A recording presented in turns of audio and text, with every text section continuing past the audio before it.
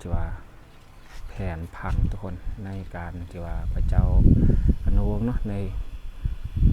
สมัยลาวล้านซากเนาะทุกคนเพื่อจะเอ็ดหูปันไว้เนาะให้ทุกคนได้เบิ่งแบบนี้ว่า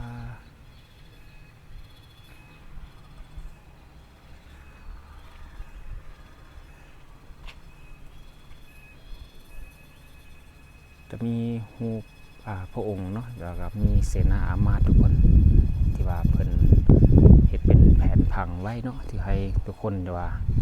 มาเที่ยวมาชมเนาะที่ว่าในสวนสาธารณะวันนี้ก็จะถ่ายเนาะจะว่าเป็นทำอนุวงศ์เนาะจะพาทุกคนไปเบิ่งว่าบรรยากาศจะว่าทางด้านในจะเป็นอะไรเนาะอันนี้จะเป็นขัวจะว่าข้ามแม่น้ำเนาะในตัวเมืองอนุวงศ์หรือว่าแข่งไซสมบูรณ์ทุกคนเลยโอ้เส้นทางก็สะดวกสบายทุกคนการสัญจรเนาะเห็นหลายคนก็ไปเฮ็ดเวียกเฮ็ดงานเนาะแต่ว่าทางงามเลยทุกคนเดี๋ยวก็เป็นตัวเมืองที่ว่าใหญ่เนาะตัวเมืองอนุวงศ์อ๋อจะ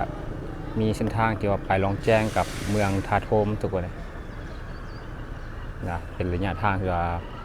80เนาะแต่ว่าไปทางเมืองทาโทมกับทางลงแจ้งกับทางนี้ก็ได้นะทุกคนนะ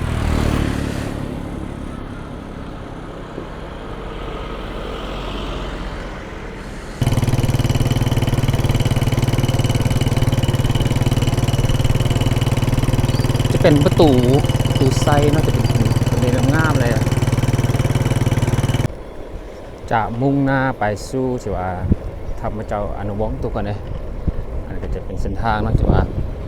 พร้อมหอบใจกลางเมืองอนุวงศ์ก็จะเป็นตัวเมืองที่ใหญ่งามเนาะ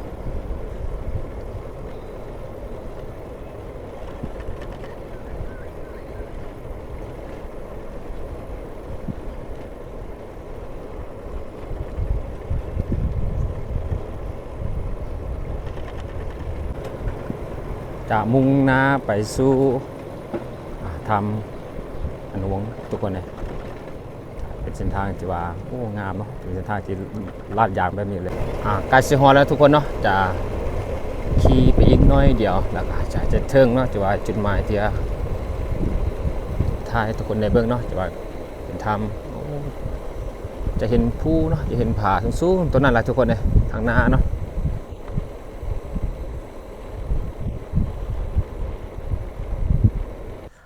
มาจุดนี้ก็เป็นเวลาที่ว่า11 โมงเนาะที่ว่าบ่าวแพงมาถ่ายมันก็มีหมอกควันหลายทุกคนเลยเนาะที่ว่าในช่วงนี้ก็จะมีที่ว่า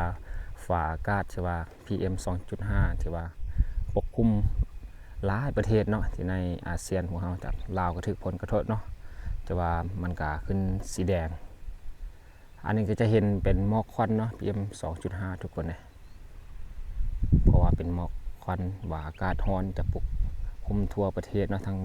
งไทยทั้งลาวทั้งหลายประเทศที่ว่าถือผลกระทบที่ว่าอากาศร้อนทุกคนเลยเนาะ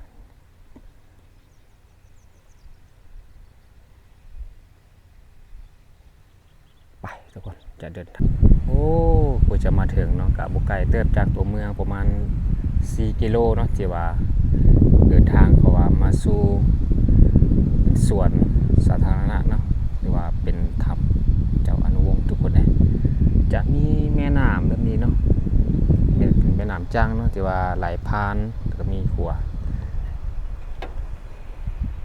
โอ้ก็เป็นจุดที่ว่าเป็นท่องเที่ยวนึงเนาะที่ว่าหลายคนก็มักมาเที่ยวที่ว่ามาดินหรือว่ามาเที่ยวเมืองอนุวงศ์เราจะมาที่ว่าเที่ยวถ้ำเนาะว่าเป็นแนวใดแต่ว่าคลิปนี้ก็จะพาทุกคนไปถ่ายบรรยากาศที่ว่าเข้าไปในถ้ำทุกคนเลยทัศนะเนาะการมองเห็นจะว่าบกไก่ทุกคนเพราะว่าอากาศร้อนในช่วงนี้เนาะเดือน3เดือน4การมองเห็นจะว่าค่อนข้างจะต่ำเนาะแต่ว่ามันมีหมอกควันหลาย PM 2.5 ค่อนข้างจะมีลมไม่ต้องอยู่แถวเมืองอนุวงศ์หรือว่าแก่งไซสมบูรณ์ทุกคนเลยลมแห้งขนาดเนาะก็ถือว่าเย็นดีพันมาบัดใดโอ้ทางนานดาบ่าวแพงเนาะทุกคนเนาะจะมีหุบปั้นพระเจ้า นุวงศ์เนาะก็เพิ่นก็เฮ็ดไว้เนาะเป็นจารึกทุกคนเลยที่ว่าบรรพบุรุษเนาะหลายคนก็มักมาเที่ยวมาเล่นเนาะในจุดนี้ทุกคนก็จะเข้าไปในถ้ำเนาะเดี๋ยวจะโอ้มาฮอดทันทางด้านหน้าเนาะทุกคนเลยจะมีจะว่าหุบปันตัวสร้างกับตัวม้าเนาะมานี่ก็จะเห็นเนาะจะว่าแผนพังทุกคนในการที่ว่าพระเจ้าอนุวงศ์เนาะในสมัยลาวล้านซากเนาะทุกคนเพื่อจะเอ็ดหุบปันไว้เนาะให้ทุกคนได้เบิ่งแบบนี้ว่า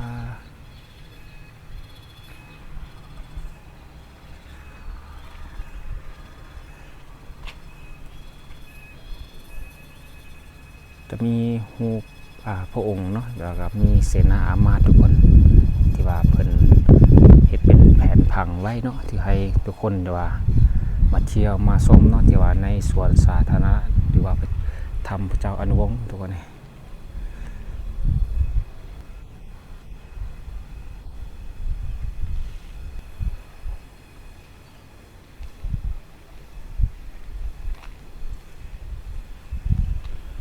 ในถ้ำแห่งนี้เนาะทุกคนเนาะจะมีแบบ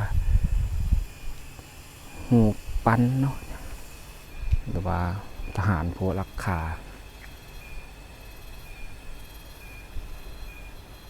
ก็จะมีหังเพิงเนี่ยทุกคนอยู่เทิงเนาะ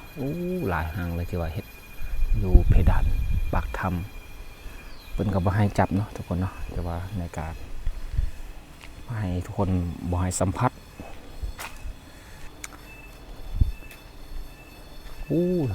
เข้าไปทางด้านในเนาะทุกคนเนาะจะให้อากาศจะว่าเย็นสุดซื่น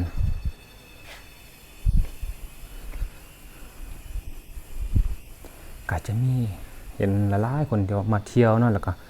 มาก็ก้อนหินน่าจะเป็นแบบว่านักท่องเที่ยวเนาะที่ว่ามาเที่ยวมาลิ้นท่านี้จากก็ก้อนหินนี่แบบนี้ทุกคนเลยอนุญาตเด้อเข้าไปทางด้านในเนาะทุกคนเนาะจะอนุญาตเพิ่นก่อนในสิ่งศักดิ์สิทธิ์อันนี้เนาะทุกคนเนาะจะเป็นถ้ำพระเจ้าอนุวงศ์ใน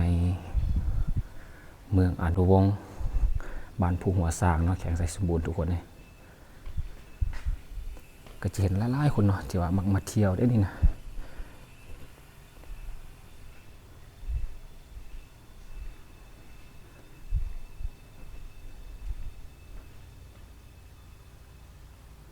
จะมือเนาะเพิ่นกับบริแลนไฟไซทุกคนเนาะ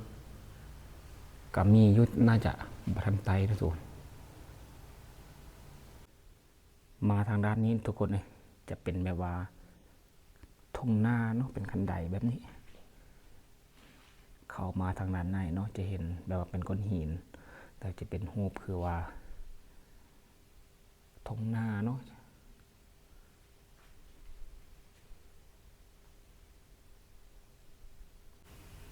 โอ้เข้ามาทางด้านนี้นะทุกคนเนาะจะมีที่ว่าหุบปันเนาะเป็นเสียนมาอามาตย์หรือว่าหุบปันของพระองค์เพิ่นเนาะที่อยู่แถวเข้ามาอีกปากถ้ำน้อยเดียวก็จะเห็นหลายคนเอามากราบไหว้เนาะมาขอพรมาที่ว่ามาเที่ยวถ้ำแบบนี้แล้วทุกคนเลยแต่เข้าไปทางด้านในเนาะแต่ว่ามันจะมืดแห้งมีแต่ว่าไทยแบบปักถ้ำให้ทุกคนได้เบิ่งกับเขาไปทางด้านในเนาะเดียวทุกคนเลยวัดนาเนาะหรือว่าเขาเปิดไฟนี่จะไปมาไทยทุกคนได้เบิ่งอีกเนาะก็จะเป็นก้อนหินอย่างงามเนาะเป็นหินเงาะหินหน่อยเขาไปทางด้านในแล้วทุกคนป้าเป็นถ้ำที่ว่างามเย็นนี่ทุกคนเนาะที่ว่ามาสัมผัสที่ว่าทำนี่แล้วมีลมพัดมาเย็นดีเลย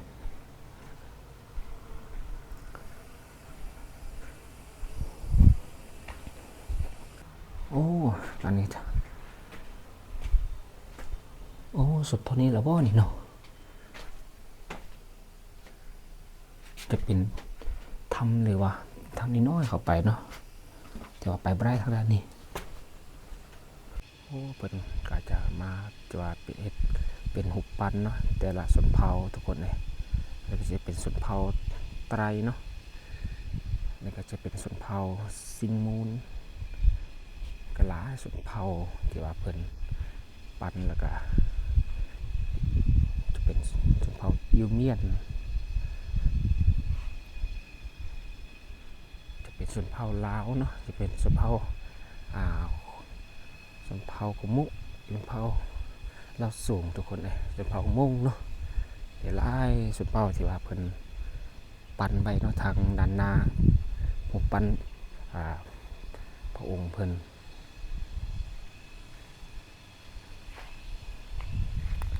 คลิปนี้ก็จบเพียงเท่านี้นะทุกคนเนาะ